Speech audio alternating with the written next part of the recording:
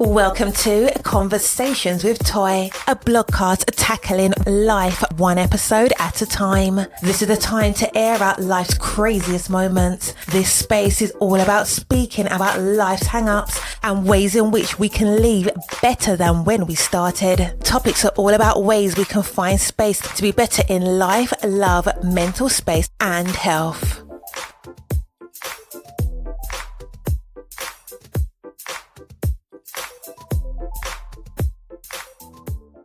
Happy Sunday. This is a rarity. I usually record on Fridays, but we are here for a Sunday because life has been lifing. With that being said, happy Sunday to you, a start of another beautiful week. Now, I'm going to give my wonderful welcome. If this is the first time that you are listening to Conversations with Toy, welcome. And I hope that you find some value in this episode and any other episode that you listen to. There are episodes that cover marriage, dating, mental health, wellness, self-care, and everything in between, including what's happening on these internet streets. So I hope that you take and listen to one of the episodes, and I hope that it resonates with you. On today's episode, we are going to be talking about mental health and your circle. Yes, we know that mental health is a personal journey, right? You put the energy in, you get the energy out. Some days are high days, some days are lower days, and then there's days in between where you have to check yourself, right? And in this journey, everyone talks about the journey being so personal that you don't take in consideration your circle. Like, what legitimately happens when you have people in your circle that are triggering your mental wellness? And how do you deal with that? Now, this could come in the form of a loved one. This can come in the form of someone that you're romantically linked. This can be in the form of a friend. How do these different relationships help you when it comes to mental wellness? As you're journeying, as you're getting your life together, as you're trying to heal from the things that you have going on the inside of you. Now, if you don't understand your own mental health, meaning you have not tapped in, you haven't done the work to discover exactly what may be happening.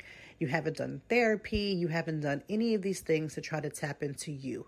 This could be a conversation that could be early for you, where you're just like, I don't know. I'm still trying to figure it out. I don't know what's going on, but I know there is something going on. Please understand that you are not alone. Even some of us who are veterans in self-care and veterans in mental wellness, who go to therapy on a regular basis, there are times in our lives when our journey doesn't make sense, right? And I think it's even worse when you start the process of therapy and you get all the tools and you start to get more tools that you figure like, okay, life should not be lifing this hard. Like, why am I not able to get past whatever it is that may be going on? So don't think of yourself as somebody who has to have it all together, because if I told you that life was going to give you these moments every single day where you just wake up and you just know and you're focused and you have all the things together, I myself would be lying. Okay, I would be lying as well. So let me put you on to game as far as what happens when you are trying to get it together. What does that look like? First of all, it can look very scary, because the journey of healing, and when we say healing, we're not talking about from a stomach ache. We're talking about some type of mental health. For me, I deal with anxiety, social anxiety. I deal with episodic depression. And for me, that simply means that there could be a trigger that has nothing to do with what's happening right now. It could be something that happened in my past that mirrors something that happens right now. And then it could be a slope. Now, sometimes those slopes can happen for a few moments. Sometimes those slopes can happen for a few weeks. Sometimes those slopes can happen for a few months, but it can be debilitating depending on how severe the situation has become. And in those moments of your healing, meaning you're trying to get it together, you're using your tools, you're doing all the things, sometimes you find yourself in a stuck mode, right? You're in a stuck mode. You don't know what to say. You don't know what to do. You've, gotten all the help. You've used all the tools. And now you're sitting there holding your mental health bag and you are depleted. If you've ever felt that way, you are not alone. And the reason why I continuously say you're not alone is because, sometimes when we're going through things, we consider ourselves to be like magical unicorns. This situation is only happening to us, and why me, and why? But the reality of it is you're not the only one. You're not the only one that's facing some type of hardship, some type of struggle. You're not the only one that's going through it, but it feels intense. It feels as if you're the only person going through it. And so those feelings can overshadow the truth. So you always have to ask yourself, what is true? What is actually happening versus what I'm feeling? How I'm feeling something is happening doesn't always mean that's how it is happening. But again, I say, as you're journeying and going through your life, you will figure these moments out, and then you'll get more clarity on how to put some balance and checks and balances in between it. So how do you deal with when you discover that possibly whom you are around is triggering your mental health? Now, what does that mean when I say the words triggering your mental health? That means that who you are around are pushing something on the inside of you, whether they are doing it knowingly or unknowingly. 95% of the time, it's going to be unknowingly. You have not figured it out. You're just figuring it out. You're feeling tense. When you're around them, your spirit changes. When you're around them, you're discovering that however you're feeling, it is triggered by the presence of certain people.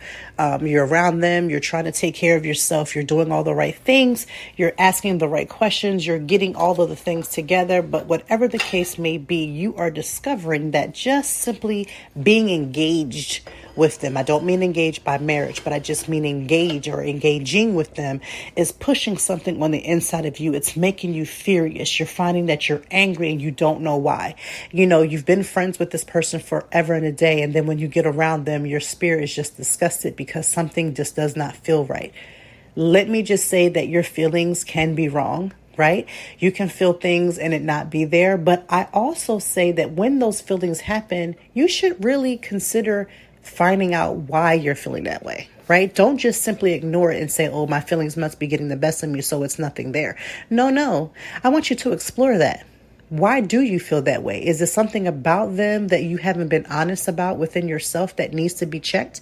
Something that needs to be said? Some things that, you're not really putting your all into? You're thinking that you're making sense, but maybe you're possibly not. And you need to explore. Feelings, whether good or bad, are always an open door for us to have some sort of exploration to see what is real and what is not. And so I have been taking note for the last few years of people when I'm around them. Like, do I get genuine joy when I hear their name? Like, do I honestly feel so much joy about the friends that I have? Like, I feel good about them. They make me feel good. They make me feel valued.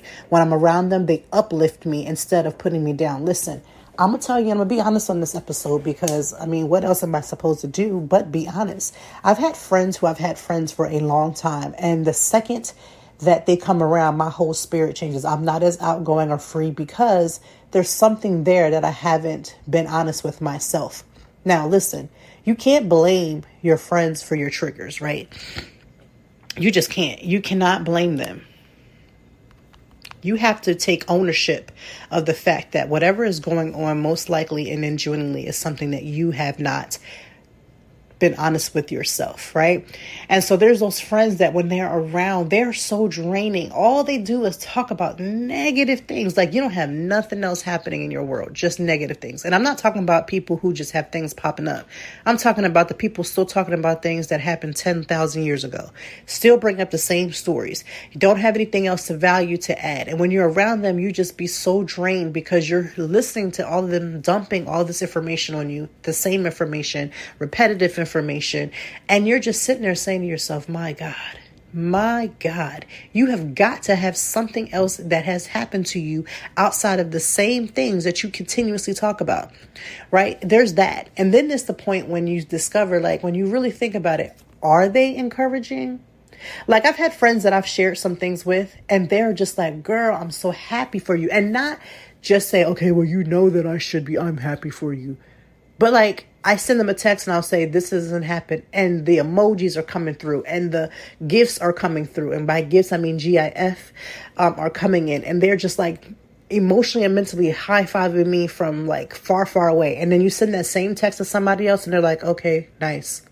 That is the most, listen, People have been wondering why I no longer share things, because I don't have the time. Like, if I'm sharing something with you, if I'm excited about something, I don't expect your excitement to be at my same level, but I do expect for you to have something. Like, come to the table with something. You're supposed to be my friend. Like, be excited, be happy. The same level of happiness you want me to share with your things, right? And I've been noticing over the few years that my level of what I want in friends have drastically changed. I'm no longer just accepting the fact that we've been friends forever and that should be okay, because for why? Not when you have friends that are like literally feeling like they're lifting you above the crowd and like shining a light on you without taking it personal, right? The people that are shining the light on you without feeling away or wanting to know, how did you get it?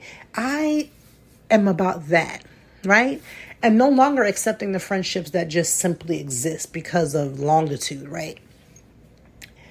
And with that, I'm discovering, as I was talking to my therapist about the levels of friendship that I've had, it's like, some of this stuff is just, it's dragging. It's almost like being in a marriage with somebody that you know is run its course, but you're staying it for the children. You're staying in it because you don't want to fail. And you have all these feelings. But every day when you wake up and you're with this person, you feel unfulfilled. And friendships can feel that way, right? And some people say, well, you've grown and you're doing more things, so now my little friendship isn't good enough. It probably was never good enough, right? It was probably built on wrong principles from the very beginning. Probably built on the wrong principles from the very beginning. You connected on some drama. You connected on some toxicity. Like, you connected on things that now that you're grown, you're like, you know what? Life ain't really just about that foolishness. And so you get suckered into, like, our friendship is based upon foolishness. It's based upon this level of stuff that happened in my 20s and happened in my teens that no longer resonate with the 42-year-old me that's trying to grow, like, trying to do some things. It's okay. I know people are going to tell you that you feel like you sold out. Oh, you've gotten so big now, you just forgot about us. It's really not about that. It's literally about the fact that, what are you doing to grow? Because I'm trying to grow every single day. I'm trying to grow. I'm trying to be better. I'm talking about things that are different. I'm doing things that are different. I don't have time to continuously hold on to the fact that you're still talking about something that happened 15 years ago, 20 years ago, 30 years ago.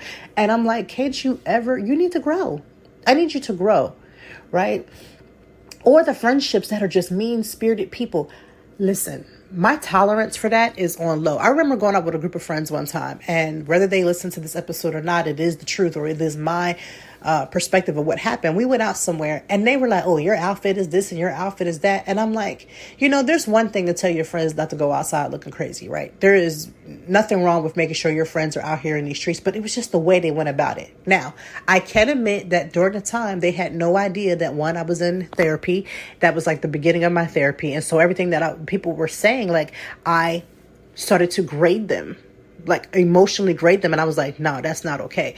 I'm okay with you making sure that I look okay when I leave out this house. I'm not okay about the way that you presented it, right? You can be and say truth without being mean-spirited, right? And everybody's like, well, everybody's so sensitive now. You can't say nothing to somebody. And as your real friend, I should be able to tell you anything and you have to just accept it. Park your brakes, and for why? Right? As a friend, you should want to make sure that I'm okay, right? As a friend, you should want to tell me the truth and make sure that I'm good. And let's keep it real. 90% of the friends ain't even fashionistas. Ain't never had an outfit that I was blown away by. It's never had no outfit that is like, you know what?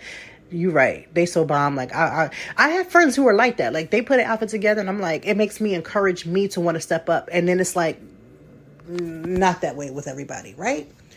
But the way that you say things does matter. Listen, I get it. Back in the 80s and 90s, you could say things to people, tear them down in their face, and nobody would blink an eye, right?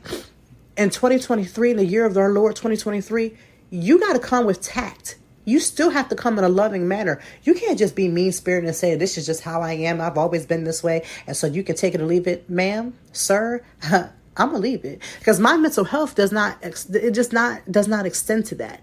I don't want to be around a bunch of negative ninnies, where all they do is complain about everything. Let me tell you something. When you start going to therapy and getting your life together, when you're around a complainer, for me personally, and it could just be me, it could be a part of my journey, I will admit that I can't do it.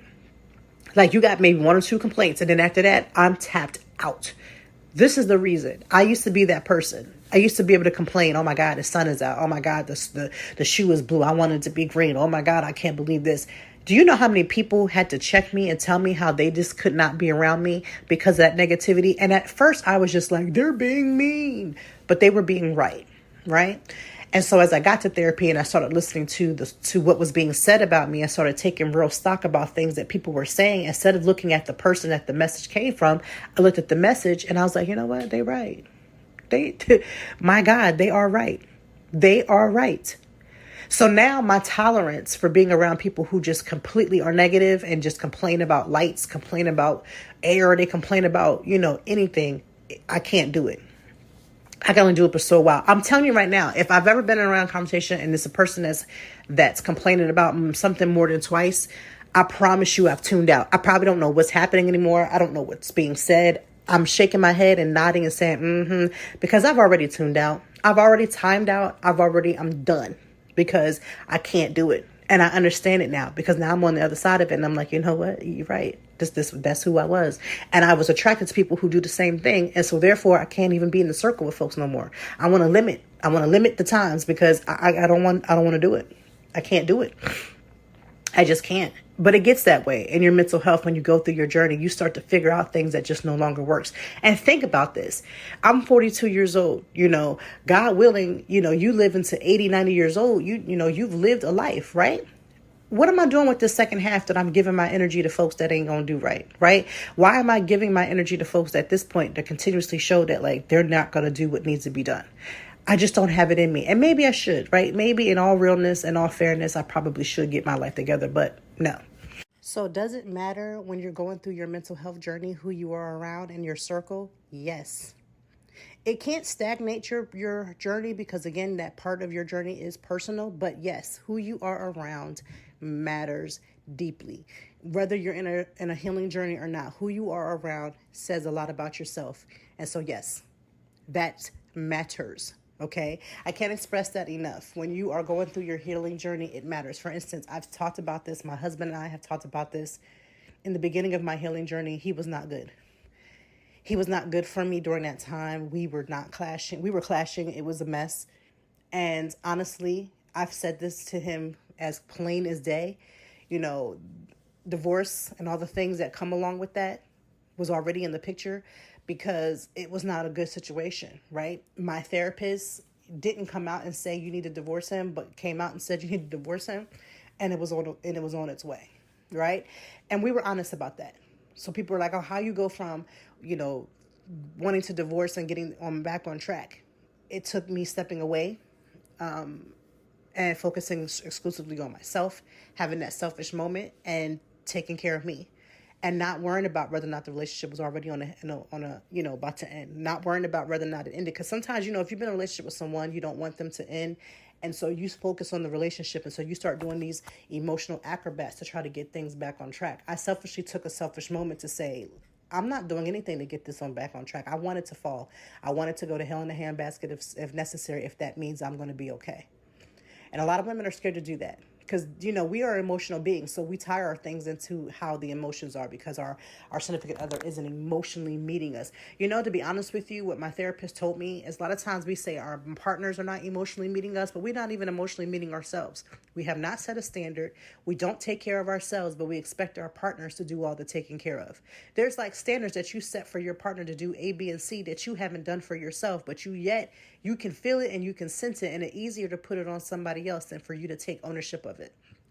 When she said that, it was like a light bulb, and I literally started taking care of myself. I got into the gym. I started focusing on my health, started focusing on my body, focusing on my children, and let that grown man be grown. I didn't try to mother him, smother him, make him do, nag him, tell him what he should or shouldn't be doing, what he wasn't doing for me. I did what needed to be done. I did what had to be done. I did what needed to be done for me, and I pushed right along and right ahead. Okay. And so once I did that literally was the saving grace, because as I worked on myself, there were things that I was putting on him that I had to take ownership on. And honestly, ownership is the best thing. I'm telling you right now, I wouldn't even be the woman that I was if I hadn't taken that moment. Those years that I had to just say, this is about me. And it didn't take long. It didn't even take long. But nonetheless, it was about me. And I had to take that moment. It doesn't mean that I didn't do, I wasn't entangled. Like I didn't, love on my husband or didn't do anything with him. But it's just like emotionally and mentally, I just took charge of me. And that was the best lesson that I could have ever had. It was a defining moment of my life, and it changed who I am today. And it changes how I move, because a lot of things that now he's in therapy and he's doing his own journey. I'm in therapy doing our journey. Our kids, when they need therapy, they do what they need to do. Our family is a lot better because of it, because now we don't put our situations on somebody else. But that doesn't mean that who you are around doesn't matter, because I promise you, who you are around matters. You get around the wrong person, let me tell you right now, you get around the wrong person and you'll be in an entanglement forever, emotionally, mentally, and everything else in between. An extremely beautiful thing when you have the right people in your circle, the right people surrounding you, the right people who uplift you, the right people who, when they need to, can tell you that you need to change something or that something doesn't look or appear right. And again, for the people who think that you don't have to have tact just because your friend or your family member or your loved one or your wife or your husband, this is absolutely absurd. The same energy by which you would want someone to talk to you, the same energy by which you would want someone to, be in your corner and have your back by even telling you that you're not okay or telling you that they see something not all right. You would want that same energy given to you in the right perspective. So why did all of a sudden, because you're the one giving it, because you're the one dishing it out, it's simply okay to just give it any old type of way. It's simply okay to speak in manners that it just doesn't matter just because you've been friends with someone for so long, or you've been involved romantically with someone for so long. These things do matter. And as you begin your healing process, or even in the middle of your healing process, no matter where you are with it, it does change the way that you see people. I remember very exclusively the struggle when, after I got through my first huge therapy sessions and looking at the people in my circle, to not automatically cut them out. And the reason why I didn't automatically cut them out was because I needed time for me to adjust the new way that I was looking at life. I needed to see the things I needed to see and then give people a chance to adjust to me. After I gave myself the chance to adjust to the new way that I was seeing things, after I gave myself a chance for people to see the new me, then it became apparent, okay, now we need to start cutting some things out, cutting some people out. And let me just say, for those who say to themselves, and I've heard people even come to me, even just from the podcast, and they'll say things to me like, oh, this episode resonated with me. Everything that you're saying makes sense. The problem is just knowing how to do it. Sometimes natural progression can be the easiest non-confrontational way for those who are not just the ones that's like, you look, I'm not dealing with you anymore. I don't want to have this happen. Sometimes natural progression. And what do I mean by natural progression? Especially when it's a friend. Right? You stop taking calls a little more. You stop hanging out a little less. You start putting checks and balances into the things that you do with certain people. And let me just say, people in your life will pick up on it, right? And it may not be the easiest thing, because some people are going to say, oh, now you done got so cute. You done moved on. You've changed and now you don't want to be bothered. And the answer is yes. That's exactly what was supposed to happen, especially for people that don't mean you well. And I find that people who are on the other side of that, meaning the friends that need to be cut off, get extremely offended because they know you when. They remember when your stuff wasn't together. They remember all that part. But real friends wouldn't hold that against you. They would want you to show up as your best self. They would want you to come as the best version of yourself. But we all know that's not always the case. We know that sometimes, if not oftentimes, they want the best for you. It sounds good on paper until it's time to dish it out, until it becomes a point where it involves taking them and removing them from the equation. Listen, regardless of how people feel about certain things, you have to do what's best for you. And I think that's really the whole point of this. When you start doing and taking care of yourself and taking care of the things that you need when it comes to your mental health, a lot of times it is a selfish point because you've given to everybody else. Trust me, when you've been in a situation, and maybe it's just people who are like myself, who have done 1,001 things for every last person on their list of friends and their every last person of list of family. And then when it comes time for you to give into yourself and to pour into your cup, now you become the bad person. I'm okay with that. And it took me a while to get to the point where I could openly say, I'm okay with that. I'm okay with a version of the villain that you have made me to be in your story that I don't even participate in. I don't even participate in it. I remove myself from the situation. I've taken care of the things that resolve around me. But this is the thing. So when people say, oh, I'm done with so and so, I'm not dealing with so and so, but are you really not? Because sometimes we love to lie to ourselves and say that we're done with somebody. But if we're keeping them in the forefront of our conversation, if these people are having real estate in your life to the point where, again, they're the parts of the conversation that you speak of all the time, when are you actually going to let them go? Right? There's people in my lives that unless you bring up them, I don't talk about them on a regular basis. I don't talk of them on an outside basis. I don't care what the situation is. There's no reason for me to bring certain people up. My life doesn't consist with them. And when I'm around other people who have familiarity with the people that I no longer speak about, I just be sitting around thinking, this is what you have to talk about? Because I don't talk about these people. These people don't come up in my life. They don't come up in my circle. We don't talk and sit around talking about what they did 20,000 years ago. Because you know why? They're not there. It's no longer a part of my focus. It's like getting eye surgery. When you weren't able to see certain things, you just didn't pay it any attention. You just kind of went about your way. But when you could see some things, you just be like, you know what, that's nice. And you keep moving. Stop giving so much energy to things you claim that you're over, people that you no longer deal with, but yet you speak of them often. And let me just say something my mama always taught me. She says, from the mouth comes the issues of the heart. So when you keep talking about certain things and certain folks all the time, and don't kid yourself. If you bring up certain people in every conversation with the same set of people, at least once every quarter, or not even every quarter, once every time you get together, you talk about the same folks, they're in your heart. Why are they in your heart? Because you haven't gotten over the healing. You haven't gotten past the pain and hurt that they've caused. So therefore, that's all you can see. All you can see is what they said, what they did, how they handled you. And I get that. And it takes a while to get past that point. But baby, you got to get there. I don't even discuss half the things, 90% of the things that people have said or done. And especially if I don't have no connection, no contact. Right? If I don't have any contact with you, why are you talking about people you don't have contact with? You don't speak to. Why are you speaking of them? Right? You're speaking of their name and they're not even around you. For why? Right? And that's how you know they are on your heart. This is how you know you haven't really gotten over them like you telling your friends that you have.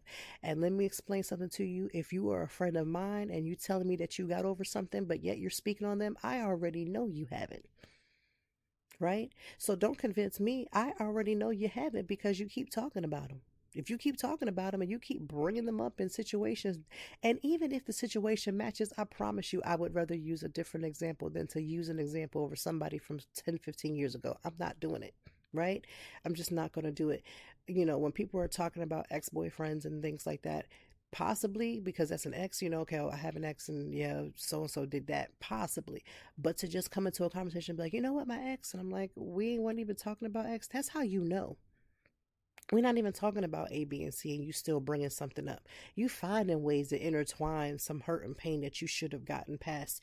Or this is the thing, as you heal, healing isn't linear. So maybe on today, the pain that you feel is hard and struggle worth today. But every time, that's the part that gets me. And this is the reason why I withdraw, because I can't just be entertained by this stuff that happened 20 years ago every single time I talk to a person.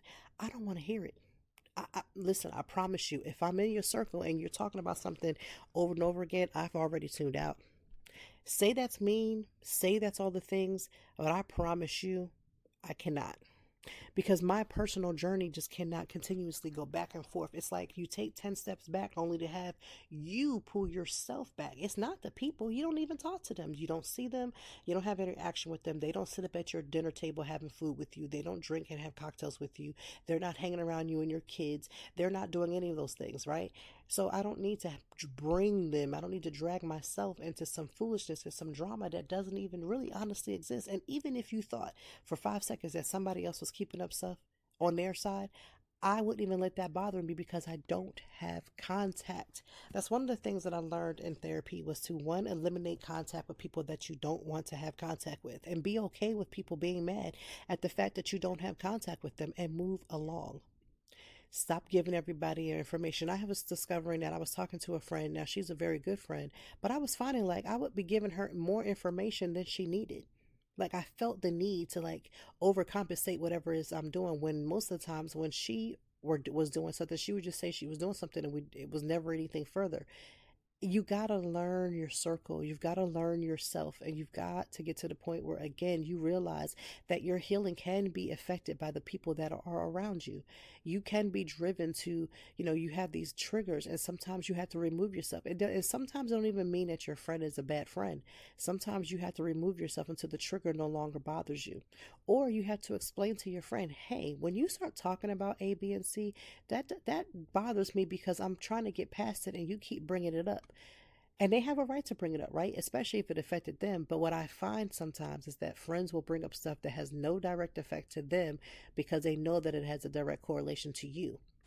And they'll say it. What are we doing these days with these friends? And I say friends mostly because a lot of times you can't choose your family. And so you have to decide whether or not you want to remove yourself from your family or not. And I've done it. And I've done it. And it can be done. TikTok is an amazing tool. So if you've ever been on TikTok and you've seen people talk about no contact, normally they're talking about family, right? They're talking about the fact that they've gone no contact with a family member because whatever their reasons, there's 1,001 reasons, and they've chosen to go no contact. And I think it's a beautiful thing. And I think the beautiful part is that people are sharing their stories about going no contact with their family so that other people can see that you don't have to just continuously allow a family member to mentally and emotionally abuse you. You go around family members and they always have something negative to say, and then they wonder why you don't come around, but then they want you to come around more. I'm not doing that. I know I haven't. I've had plenty of times where I've had no contact with several members of my family, and it was fine. In the very beginning, you feel weird about it because, it's a holiday. You should go around. You should kind of make the phone call. You should kind of, especially with me because I have kids, I should bring the kids around because how will the kids know people? But here's the thing. When I went no contact, I made a choice to go no contact. They had their choice. They could have reached out. They never did. So then I thought to myself, and I talked to my therapist about it, like, hey, I went no contact and there was no contact on their end. So all this time where I was stressing myself out about what people were thinking about me not going contact, I also had to think about the fact that the same folks wasn't even contacting me, right? So you have this peace that you've built with no contact. Now, it's up to you whether you decide to go back around certain people or entertain certain things. It's all a choice. To some people I'm around, I can say hi or bye. I can pick and choose if I go to a family function or not. And it is my choice. But in the midst of that time, I never brought the fact that I was going no contact because at the time, again, TikTok has now made things a thing. Like it's given a word to it, giving it a title. I just was doing what was best for me. I was taking care of me by getting my mental health under control. And a lot of people were offended by that. I even went to dinner with a few cousins of mine a couple of weeks ago, and I was talking about like what I needed to do for myself. Now, whether I was sitting at the table with the people that had started the drama or not, the point is that I did what was best for me. And I never needed to explain to them at the table at dinner a few weeks ago, nor did I need to explain when it was happening years ago. I did what was best for me, and I know that I'm better off for it. Right? I'm better off for it because I can sit around people and not have to dredge up. You go dig in the dirt, you're going to get dirty. I don't have to do any of that because I know where I stand within myself. And I know that my mental health and my self-care is intact. So yes, your mental health is your journey. It's your own personal journey. It's some things that you have to do. It's some things that you have to take care of for yourself. And you will discover where you meet with certain people once you get to those certain levels. And then, yes, the people that are in your circle can trigger you. You have to decide, is it worth having them around? Are you going to be able to deal with yourself and take care of you while you're healing and going through your journey while being triggered by certain people? You have to make that decision. I know that there have been some wives and husbands who, after they have had personal therapy, have come to the conclusion that they don't no longer want to be married. And they make that a personal decision. They don't even make it about what the person said or did. Like, that's how you know you've gotten real healing, because you no longer make it about the people around you. You don't make it about, another person. You just focus on what it is that you need. And I think that's the part that people don't get. You have to focus on the part that you need. Focus on the things that you have going on for yourself and think about those things so that you can make the best decision for you. If you continuously make decisions based upon other people, you will always be fighting this battle of it's okay for me to be in a healed state. Because this is another part about your healing journey. When you're in your healing journey, you look different, you talk different, you take care of yourself different. And some people, although they claim that they love you, aren't going to be okay with that because it only shines a light on them about the parts that they haven't gotten together. And they will then take out their anger out on you. They will. So be prepared for it. Be prepared for it. And because we mentioned therapy several times, can we just have a little conversation about what therapy does? First of all, therapy does whatever it's going to do for the person individually. Everybody goes through therapy differently. There are a mix of emotions that come out when you're in therapy. Let me just tell you, if you think that you're going to go to therapy with this load of life that you're trying to unpack, because you want to go therapy for whatever your personal reasons are for, right? Sometimes it's to talk about childhood trauma that you haven't dealt with, that is causing you to, it's coming up in your personal life now, even though you're grown, and it's some things that you didn't deal with, right? I've done that. And then there's times when I've gone to therapy because of my marriage, but not for marriage therapy, right? I've gone because I needed clarification on where I stand in my marriage for myself without having to go as a couple with my husband, although we have gone as a couple for marriage counseling as a couple. And then there's been times when I've gone for parenting. I've gone because as a parent, for me, some of the things that I do for my kids become a trigger. Now, let me just say what that means for those who may possibly think that they're going through the same thing. So there are things that in my childhood that didn't exist that do exist more for my kids. Now, this is not to say that my parents were the worst human beings in the planet and there's no need to attack them or to go through any drudge, because my journey is my journey and they may not even agree, or they may agree or disagree. But just certain things, like when I'm giving my kids certain type of energy, like when I go out of my way to make sure that their day is good, like I want them to be solid and feel important, feel loved and feel cherished and all these different things. I'm not saying that my parents didn't love or cherish me, but the way in which I go about it is not the same as my parents, right? But I've had to also understand the levels of parenting now that I've become quote unquote grown, which yes, I am grown. I've learned that the same lifestyle that I have now is not the same lifestyle that my parents had. And the things that they were struggling with to make sure they provided for me are not the same struggles by which I live now. And especially like with my mother, who was a single parent for quite some time, her list of survival wasn't allowing her to also take care of making sure like her mental health was okay and my mental health was okay. Because back in the day, especially back in the 80s, I'm an 80s baby, there was no mental health care. There was no such thing. If you went to therapy, you was letting a white man into your business and you was doing all these different things. It wasn't as easy flowing as my kids saying to me, Mom, I'm overwhelmed at school and I'm dealing with A, B, and C. Can I see my therapist? It wasn't any of that. And so the times of the ways that we lived are completely different. So I've learned to give them, to accept what they've done, accept what was said, accept the things that happened, but also giving grace for the things that they just did not have, the tools by which they didn't have, right? And that takes growth, because when you're in therapy crying over something that happened when you were a kid and you're mad, you come out angry sometimes. I used to be so drained from therapy. Sometimes I would leave and I would just sit in the car for an hour, in my car in front of my house, just sitting there dreading coming into the house. Because when you go back into your home after you've done your therapy and you're angry or you're frustrated, you can't take that anger and frustration back home. You can't allow that to come back into your house. And then as a mother, I have to be understanding, loving, and caring, even though my feelings felt like they were being stampled on, trampled on, and all the different things.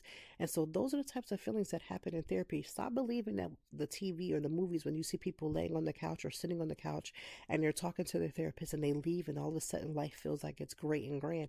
That's not always the case. There are times when you leave therapy and you feel like a load has been lifted, so you feel that sense of peace. Then there are those times when you leave therapy and you realize some other things that have come out as you begin to process what you've talked to your therapist about, and you become angry, you become numb, you become, disjointed. You don't feel like being engaged and involved with people. I've left therapy, gotten home at 6:30 and been to bed just to get up the next morning to get up to go to work because I was so drained, so angry, so frustrated, and so tired. So listen, therapy has its moments, it has its ebbs, it has its flows, it has all of these different things. And this is why I say that therapy looks different to every person. And every person don't always feel the need to do therapy, although I would encourage every person to try. Some of the things and some of the tools that I use when I've done with therapy is to go home and use like a weighted blanket. Sometimes that weighted blanket can feel like the hug that I needed that obviously my therapist isn't giving. It may feel like the hug that I may have needed as a kid or something that I may have needed at a certain point in my life. So sometimes I would come home from therapy and I would wrap myself in a weighted blanket and just simply sit, like let the kids tell me about their day. We've already had dinner.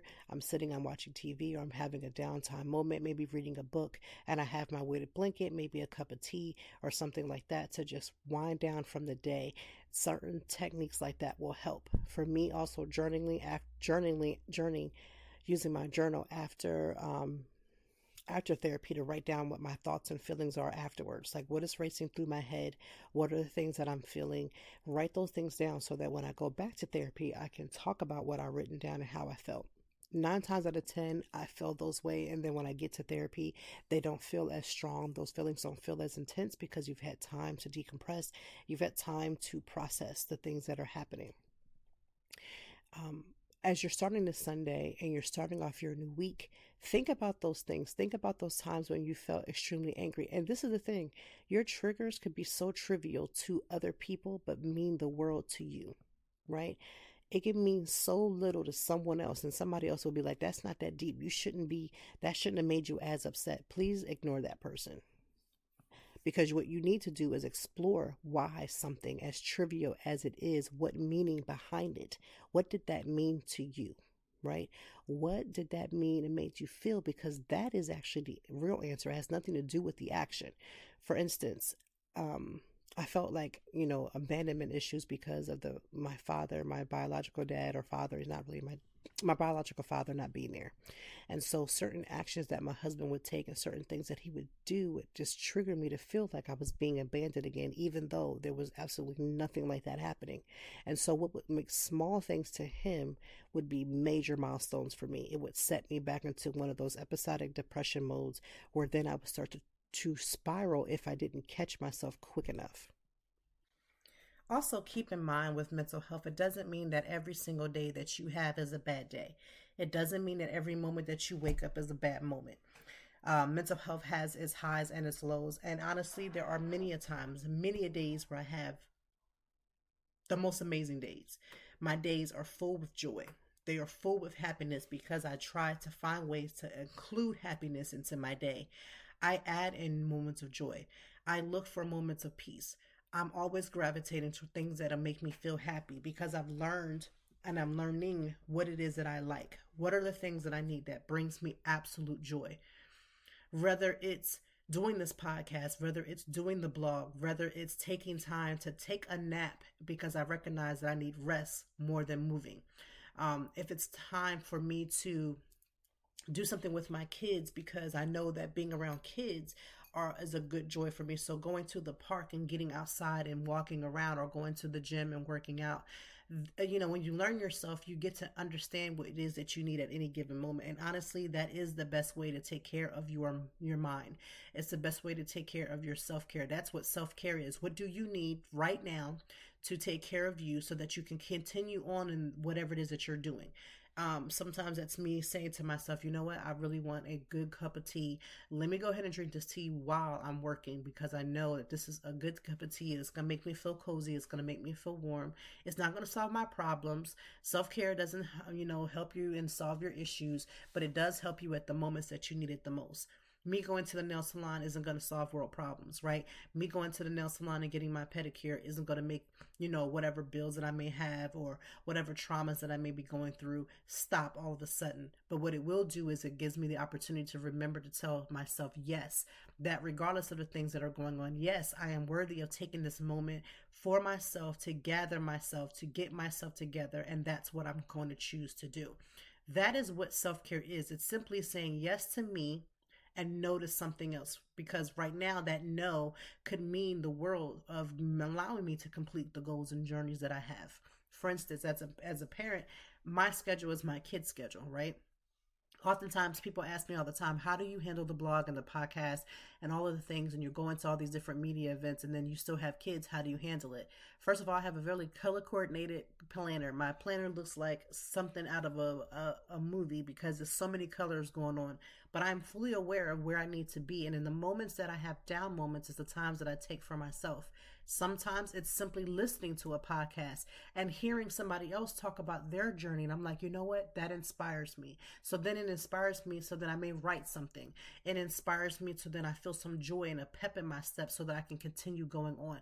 That is what self-care is. It's simply saying yes to yourself. Yes, I am worthy of doing whatever it is that I'm doing. Yes, I'm okay to take a 15-minute break to actually just read and watch this, read this magazine and look at some products that I may want to try and just be joyful in my moments. Self-care is selfish, right? And people say that, okay, you shouldn't have these selfish moments. For why?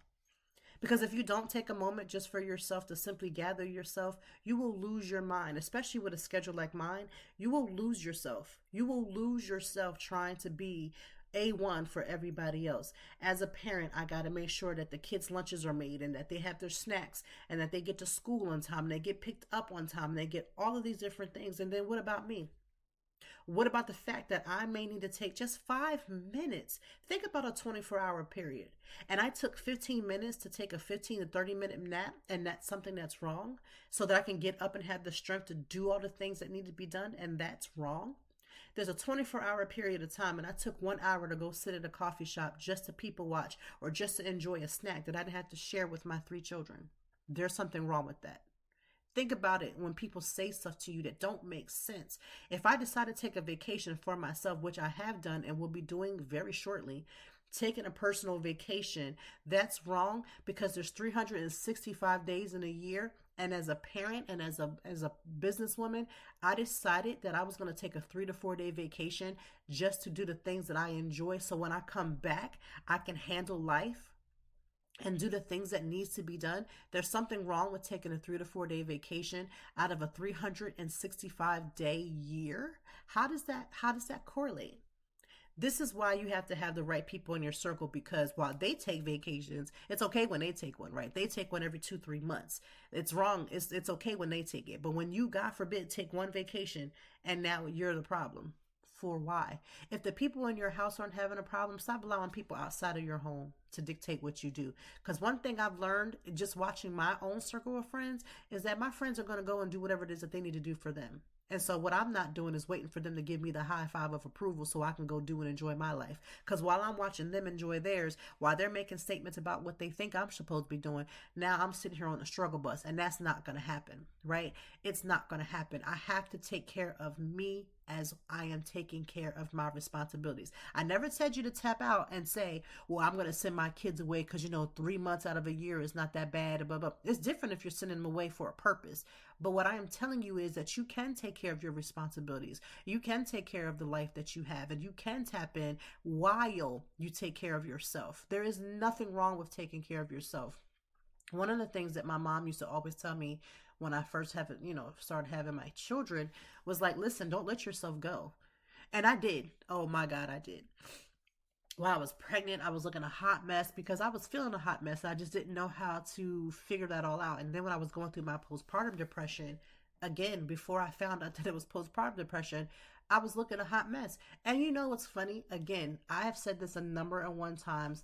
Instead of us only educating the parents that have kids, we need to learn how to educate our communities, because I did what every doctor told you to do. You go to the people in your community and you tell them, like, people in your circle, hey, I'm struggling with this. You know what my people in my circle told me to do? Go sleep when the baby go to sleep. Do you know how many times I took a nap when that baby went to sleep?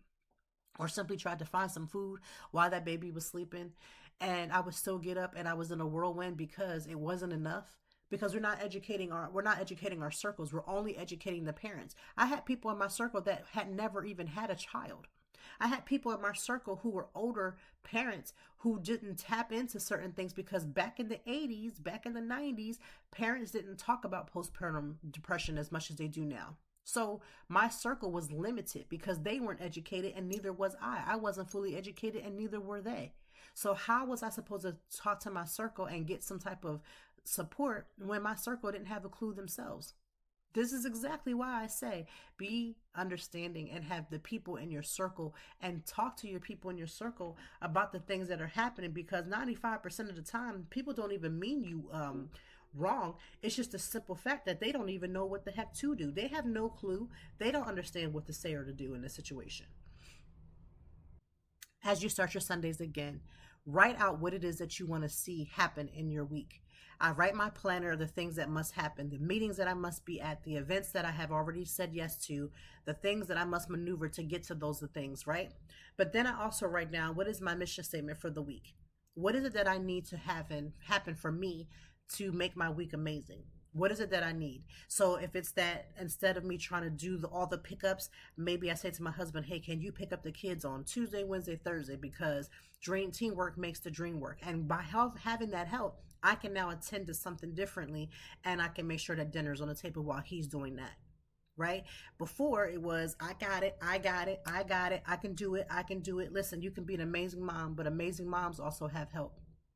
And for single parents, they understand that more than anything, because they know what it's like to not have help. And so when they finally do get help, they take it. But it's always the ones that are married or coupled up that don't want to receive that help. Let me just explain something to you. It's okay to get help. It's okay. I promise you. Actually, it's going to work out in your benefit, because it relieves you from having to struggle in one area so you can go do something amazing in another area. So that's what I look at during the week. Okay. So on my Sunday, I'm sitting with my planner. I have the look of what needs to happen. I know that things are not going to go as planned. Remind yourself that this week that things aren't going to go as planned, but how you respond to it is what matters. Last week, it was all kinds of stuff happening, right? But my husband and I decided to come together and make a different decision about the response. And so instead of these long periods of an argument, instead of these long, foolishness moments, it was like, let's recover. Let's find a way to be that team and find a way for us to work together. How can we recover? How can we work together? And how can we come together for a plan? And that's what we decided to do. That is what helped us. Sometimes you have to know that things aren't going to go exactly to plan. So when they don't, what is your recovery going to be? Are you able to recover your mindset to where it doesn't take you 20,000 years to recover from a small situation or a big situation? Right? You have to find a way to recover. So sit down this week or sit down today while you're making your Sunday plans and discover what it is that you want to do. How are you going to work through things that don't work out well? How are you going to do that? Make sure the right people are in your circle. And as you begin to weed them out, because you will eventually have to weed them out, and honestly, naturally, things will weed themselves out, because your friends have their own lives going on. You have your own life, and sometimes you just can't always connect. And God be knowing sometimes when he doesn't allow us to connect with certain people, because he's already been trying to tell you to separate yourself from them in the first place. But of course, you being who you are, you want to stay loyal. You want to be loyal. Listen, sometimes loyalty to others and detriment to yourself is never going to work.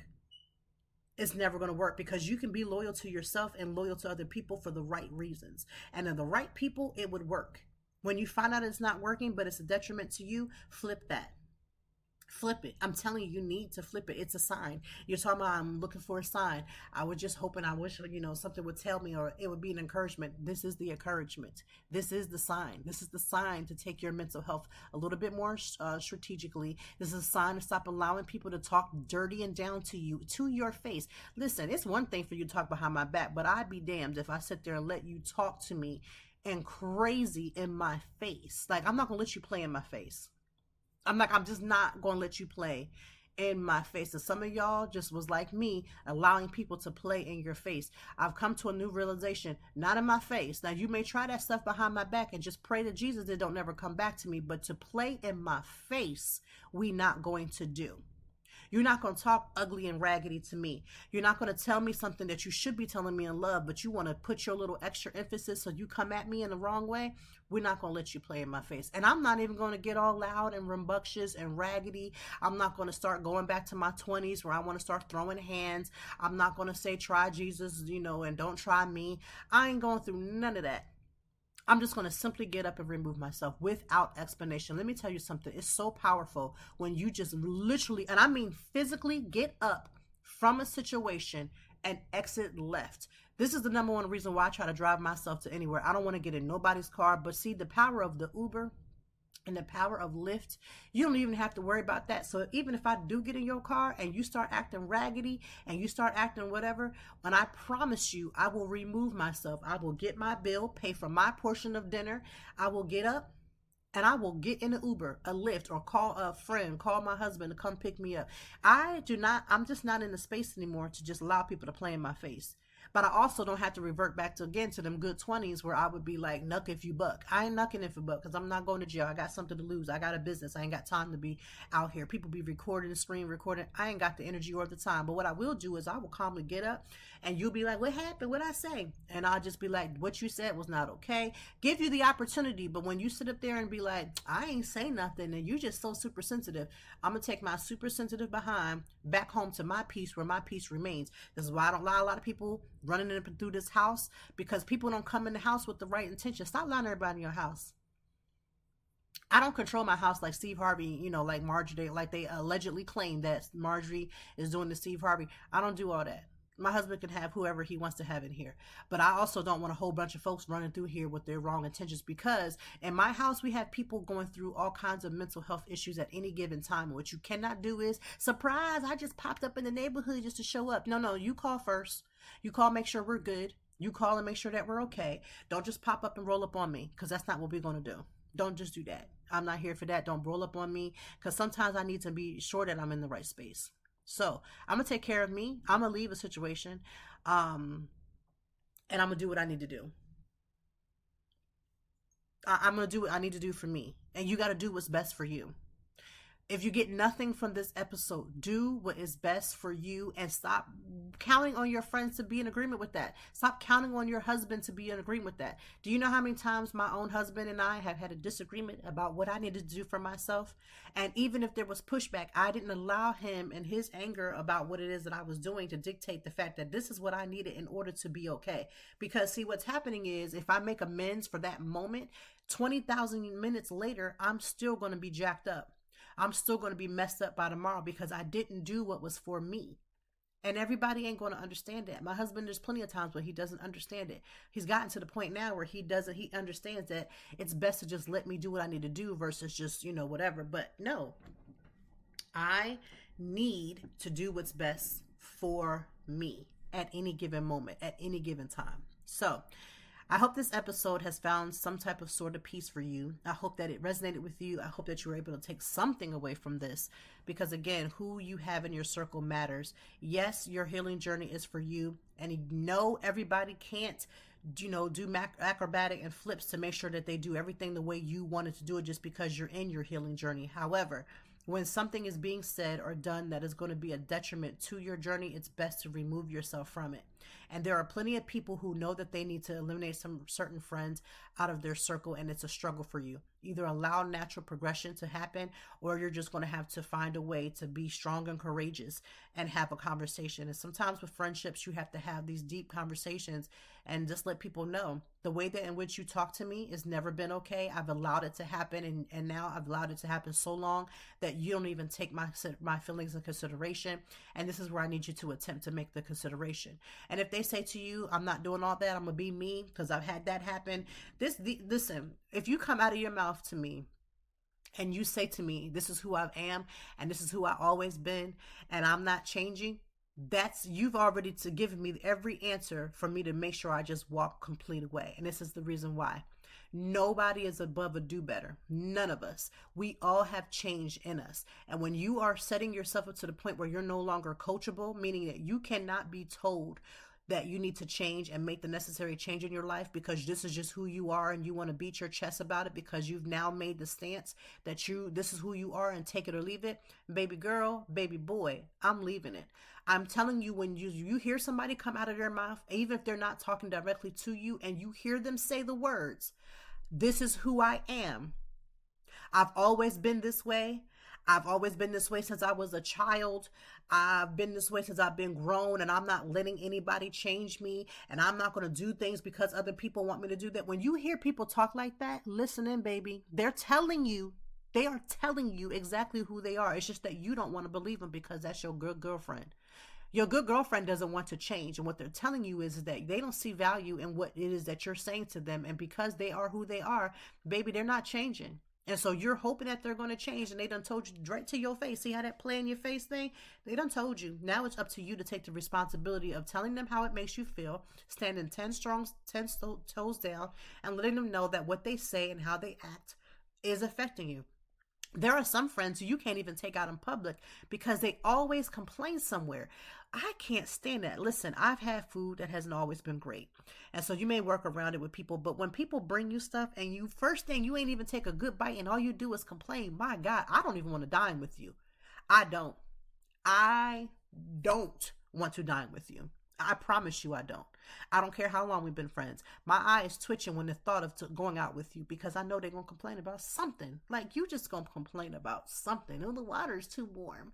The water's too cold. Like, my God, live a little. But when somebody tells you that they're not changing and that this is who they are, they're telling you that whatever it is that you're bringing to their attention has no value to them, and they have no value in you, that they're going to change. And they don't want to. And why should they? Because this is who they are.